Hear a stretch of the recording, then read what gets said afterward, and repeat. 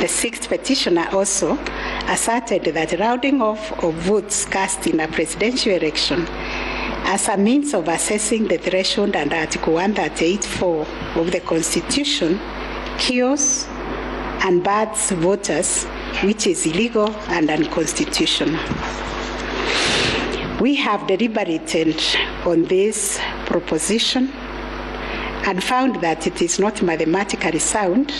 and that the rounding off done by IEBC and the chairperson was correct.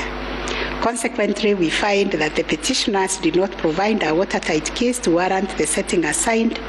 of the results of the presidential election on the basis of not having met the threshold provided under Article 138(4)(a) of the Constitution. On the voter turnout, therefore, we find that the formula predicated on the number of voters identified through Kim's kits progressively and used by IEBC and the chairperson to generate a percentage of 64.76% was correct. Having settled the issue of voter turnout, we must ask ourselves whether in the making of the declaration, the chairperson of IEBC applied the formula in Article 138(4) of the Constitution, which is total votes cast less rejected votes divided by 2 must always give 50% plus 1 vote. Given the numbers that were presented to us by IEBC and the chairperson,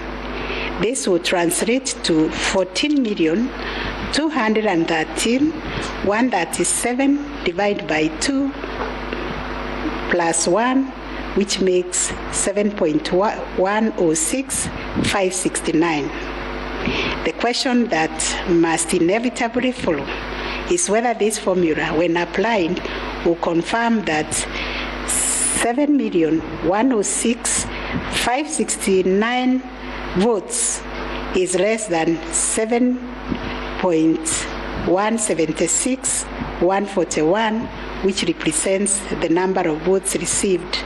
by the first respondent. We find that it is, as such, on the basis of the foregoing formula and from the numbers provided by IEBC and the chairperson and the declaration by the chairperson of the President-elect on 15th August 2022,